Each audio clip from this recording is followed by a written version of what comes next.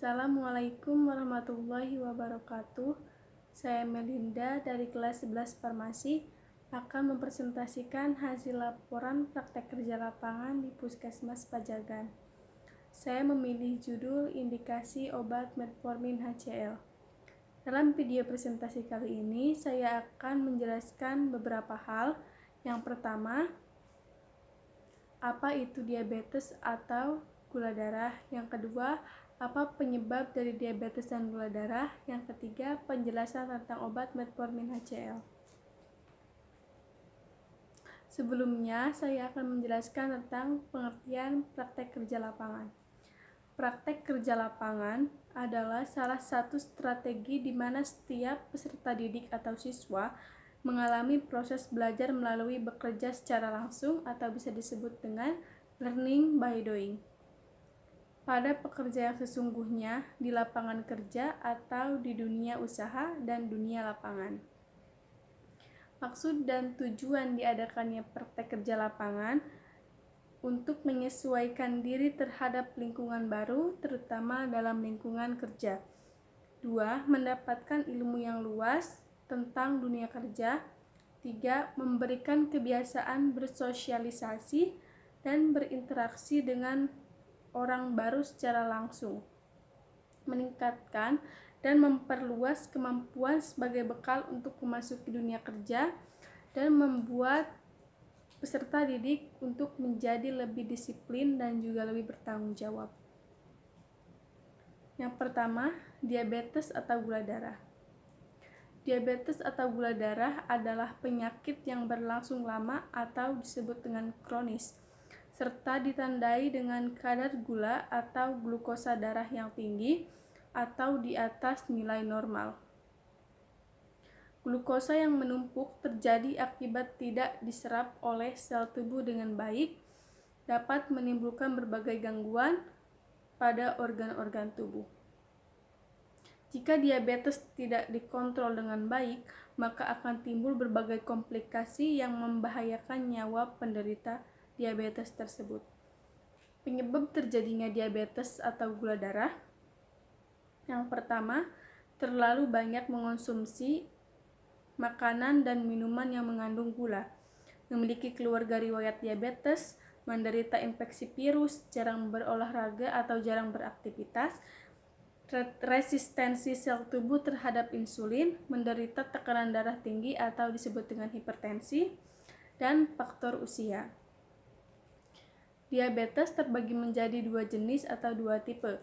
Tipe pertama atau tipe 1 yaitu terjadi karena sistem kekebalan tubuh penderita menyerang atau menghancurkan sel-sel pankreas yang memproduksi insulin. Tipe kedua yang biasa terjadi karena sel tubuh yang kurang sensitif terhadap insulin sehingga insulin yang dihasilkan oleh tubuh tidak dapat dipergunakan dengan baik. Gejala-gejala dari diabetes dan gula darah adalah sering merasa haus, sering merasa sangat lapar, sering buang air kecil terutama pada malam hari, turunnya berat badan tanpa sebab yang jelas, lemas, pandangan kabur, dan lain-lain. Contoh-contoh obat diabetes: yang pertama metformin HCl, yang kedua meglitidin, yang ketiga inhibitor DPP-4, yang keempat terapi insulin, yang kelima sulfonylurea.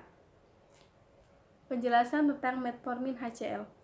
Metformin HCl adalah obat antidiabetik oral yang berbeda dari golongan sulfonylurea, baik secara kimiawi maupun bekerjanya.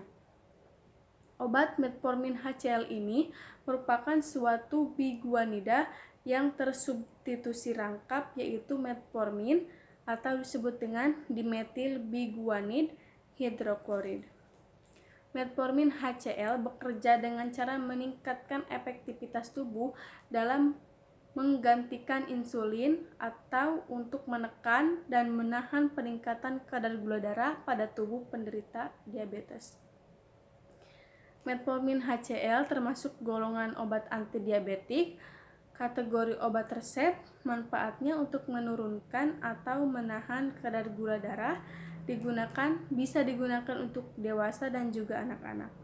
Indikasi dari obat metformin HCl untuk terapi pada pasien diabetes yang tidak tergantung insulin dan kelebihan berat badan, di mana kadar gula bisa dikontrol hanya dengan diet. Dapat dipakai sebagai obat tunggal atau dapat diberikan sebagai obat kombinasi. Untuk terapi tambahan pada penderita diabetes dengan ketergantungan terhadap insulin yang simptomnya sulit dikontrol. Efek samping dari obat metformin HCl ini, yang pertama batuk, dua demam atau menggigil, yang ketiga diare, yang keempat mual dan muntah, yang kelima nafsu makan menurun, yang keenam nyeri otot, yang ketujuh nyeri punggung dan juga lain-lain. Dosis pemakaian pada metformin HCl untuk dewasa, dosis maksimalnya 3000 mg per hari. Pemberiannya bisa 500 sampai 850 mg, diminum 2 sampai 3 kali sehari. Dosis untuk anak-anak, dosis maksimumnya dalam sehari 2000 mg. Pemberiannya 500 sampai 850 mg, bisa diminum 2 sampai 3 kali sehari. Langkah-langkah kerja saat saya praktek kerja lapangan. Yang pertama, di pendaftaran. Di pendaftaran, memberikan pelayanan dan menanyakan nama, alamat, umur, dan lain-lain. Mengambil dan mencatat kartu rawat jalan pasien. Mengambil dan mencatat status riwayat pasien ke poli yang dibutuhkan. Mendaftarkan pasien baru. Menstempel kir dokter, dan lain-lain. Mencatat nama pasien atau umur di buku pendaftaran pasien harian, baik yang BPJS ataupun yang tidak, di buku KB, di buku gigi, buku IGD, dan buku harian, dan juga lain-lainnya. Yang kedua, BP umum atau poli umum. Mencatat nama, umur, diagnosa penyakit, dan juga obat yang dibutuhkan oleh pasien. Melayani dan menanyakan apa kebutuhan pasien dan juga keluhan pasien.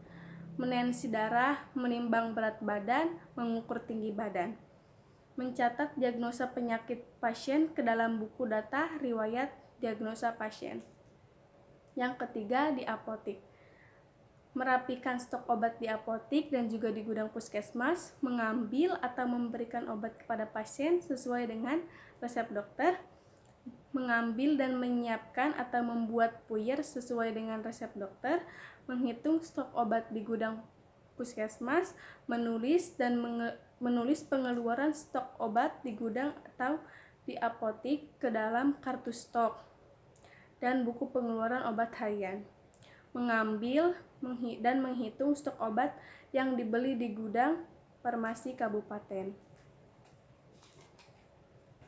Permasalahan yang dihadapi ketika praktek kerja lapangan di Puskesmas Pajagan, yaitu masalah yang dihadapi adalah obat metformin HCl di Puskesmas Pajagan. Cara pemberian obatnya tidak sesuai dengan resep dokter yang diberikan dari dokter. Setelah resep diberikan kepada pasien, otomatis pasien akan memberikannya kepada apotik. Contohnya, dalam resep dokter tersebut, metformin HCl diresepkan dalam sehari diminum dengan 3 kali. Namun, pemberian di apotik metformin HCl bisa 2 kali sehari atau bahkan bisa 1 hari sekali. Artinya, pemberian obat tersebut untuk pasien tidak sesuai dengan yang diresepkan oleh dokter. Pemecahan masalahnya yaitu Jadi karena keterbatasan stok obat metformin HCl di Puskesmas Pajagan, petugas di apotik hanya memberikan obat metformin HCl sesuai dengan sediaan metformin HCl yang ada di apotik tersebut, sesuai dengan sediaannya. Atau hanya diberikan jika perlu, atau jika memang tidak ada, petugas di apotik akan meresepkannya untuk dibeli di apotik yang lain. Menurut saya, seharusnya apotik lebih memperhatikan sediaan atau stok obat metformin HCl yang ada di puskesmas agar pasien bisa menerima obat sesuai dengan resep dokter.